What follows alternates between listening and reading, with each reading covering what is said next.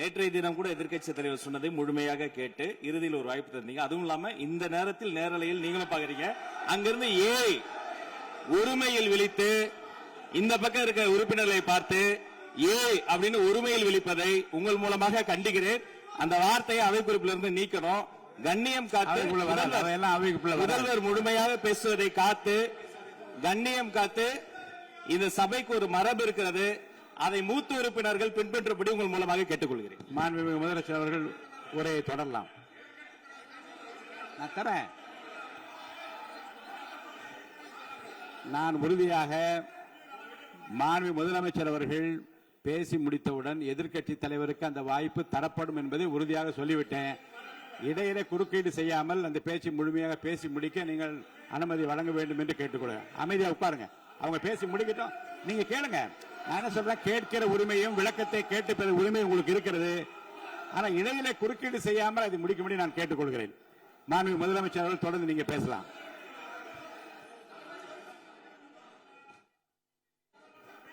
எதிர்க்கட்சி தலைவர் அவர்கள் உங்கள் கட்சியினுடைய உறுப்பினரை அமைதிப்படுத்த வேண்டும் என்று நான் கேட்டுக்கொள்கிறேன். உங்களுக்கு வாய்ப்பு தரவில்லை என்றால் அவர் எழுந்து நிற்பதில் நியாயம் இருக்கு. வாய்ப்பு தரப்போகிறேன். நான் முதலமைச்சர் அவர்கள் பேசி முடித்தவுடன் உங்களுக்கு வாய்ப்பு தரப்படும். அது வரைக்கும் உங்களுடைய உறுப்பினரை அமைதி காக்க நீங்கள் தான் பார்த்துக் கொள்ள வேண்டும். மாண்புமிகு அவை முன்னவர். மாண்புமிகு பேரவைத் தலைவர் அவர்களே, அவர் அப்போது சொன்னது வேறு, இப்போது நடந்து கொள்கிற முறைகள் வேறாக இருக்கிறது. அன்றைக்கு அவர் சொல்லுகிற போது அமைச்சர் அத்தனை பேரும் பேசி முடித்ததற்கு பிறகு உங்களுடைய கருத்துக்கள் ஏதாவது தெரிவிக்கலாம். இப்போது பின்பற்றினால் நன்றாக இருக்கும். நீங்கள் அதற்காகத்தான் சொன்னீர்கள். முதலமைச்சர் பேசியதற்கு பிறகு எதிர்க்கட்சி தலைவர் அவர்கள் பேசுவதற்கு வாய்ப்பளிக்கிறோம் என்று சொல்லியிருக்கிறார்கள். ஆகவேதான் அந்த வாய்ப்பை நீங்கள் இல்ல அது பதில் சொல்லணும்னு கேட்டிருக்காங்க. பதில் சொல்லணும் சொல்லியிருக்காங்க. பதில் சொல்லினா தங்க பிரச்சனை இல்ல. அப்படி இல்ல. ஆகவே இல்ல நேற்றைய தினம் நீங்கள் அப்படி பேசிக் கொண்டது ஆறாவது இல்ல. நேற்றைய தினம் நீங்கள் பேசுகிற போது ஆறாவது குறுக்கிட்டார்களா? நீங்கள் பேசுகிற போது யாருமே குறுக்கிடவில்லை. நீங்க எவ்வளவு பேசினீர்கள், எவ்வளவு வார்த்தைகள் பேசினீர்கள் என்பதெல்லாம் எங்களுக்கு தெரியும். யாருமே அதில் குறுக்கிடவில்லை. இது முதலமைச்சர் விட்ட எங்கள் முதலமைச்சர் எதிர்க்கட்சி தலைவர் பேசுகிற போது யாரும் குறுக்கிட வேண்டாம் என்று சொன்னார்கள். அதை நாங்கள் பின்பற்றினோம். ஆனால் இன்றைக்கு நீங்கள் பின்பற்றவில்லை என்றால் வேதனையாக இருக்கிறார். முன்னவர் நேற்று எதிர்க்கட்சி தலைவர் பேசுகிற போது அடுக்கடுக்காக குற்றச்சாட்டுல வைத்தார். இப்போ அதற்குரிய மாண்புமிகு பொதுப்பணித்துறை அமைச்சர் கூட காலையில் அலுவலகத்தை சந்தித்து அவர்கள் சாட்டிய அந்த குற்றச்சாட்டுகளுக்கெல்லாம் ஆதாரங்களை எல்லாம் நான் கொண்டு வந்திருக்கிறேன் என்று சொன்னேன். நான் நேற்று அந்த விஷயம் நேற்றோடு முடிந்து விட்டது. ஆதாரங்களை கொடுங்கள். தக்க நேரத்தில் இதை பற்றி சொல்ல வேண்டி நேர்ந்தால் நான் இதெல்லாம் ஆய்வு செய்து உரிய நேரத்தில் அவை குறிப்பிட்டு ஏற்றுவதற்கு முன்பாக அவரிடம் காட்டி அதற்கு பிறகு அதை பற்றி முடிவெடுக்கும் என்று நான் சொன்னேன். இப்போதும் சொல்லுகிறேன், மாண்புமிகு முதலமைச்சர் அவர்கள் பேசிக் கொண்டிருக்கிறார். பேசி முடிக்கட்டும். எதிர்க்கட்சி தலைவருக்கு உறுதியாக நான் வாய்ப்பு தருவேன். அவர் கேள்விகளை முன்வைக்கலாம், விளக்கங்களை பெறலாம். இப்போதைக்கு பேரவைத் தலைவர் என்ற முறையில் என்னுடைய முடிவு இதுதான். அவையில் இருக்கக்கூடிய உறுப்பினர்கள் அமரும்படி நான் கேட்டுக்கொள்கிறேன். நான் முதலமைச்சர் அவர்கள் பேச வேண்டிய போ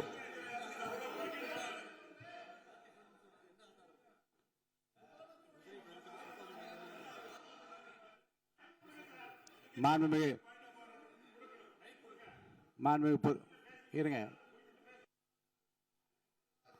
அவை முன்னவர் பேரவைத் தலைவர் அவர்களே, நேற்றைய தினம் நீங்கள் முழுமையாக பேசினீர்கள். உங்கள் பேச்சுக்கள் எப்படி இருந்தது என்பதும் நாடு அறியும். இருந்தாலும் கூட நாங்கள் அமைதியாக இருந்தோம். இல்ல நீங்க இருங்க. ஒவ்வொரு வார்த்தைக்கு இருங்க. நீங்க மின்வெட்டையில நீங்க சொன்னீங்க. உங்களுடைய முன்னாள் அமைச்சர் ஆற்காடு வீராசாமி இருக்கிற போது மின்வெட்டால் தான் நாங்கள் ஆட்சியே மாறியது என்றெல்லாம் சொன்ன கதையெல்லாம் இருக்கு. அதெல்லாம் சொன்னோம்னாங்க. நாங்களே அமைதியா இருந்தோம். அதுக்கு அங்கே தயவு செய்து எதிர்க்கட்சி தலைவருக்கு வாய்ப்பளிக்கிறார்கள். அந்த வாய்ப்பை நீங்கள் அவர் முதலமைச்சர் பேசியதற்கு பிறகு பேசினால் அழகாக இருக்கும். அவை முன்னர் பள்ளி கல்வித்துறை அமைச்சர். மாண்புமிகு பேரவைத் தலைவர் அவர்களே, அவர் ஒரே ஒரு வார்த்தையை தான் சொன்னார். பார்ட்டி ஃபண்ட் என்ற வார்த்தையை கேட்டு எதிர்க்கட்சி நண்பர்கள் கோபப்படுகிறார்கள். ஆனால்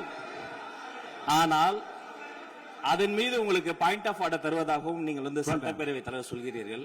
நேற்றைய தினம் இதே போல வெற்றி தலைவர் அவர்களினுடைய வழிகாட்டில் வளர்ந்த நாங்கள் சகிப்புத்தன்மையோடு அவர்கள் பல வார்த்தைகள் சொன்னார்கள்.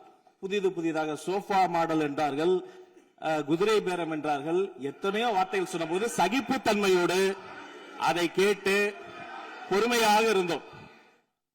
இவர்கள் குதிரை பேரம் எல்லாம் அவைக்குள் நீக்கப்பட்டு விட்டது. சரி, சோஃபா மாடல் என்று சொன்னார்கள்.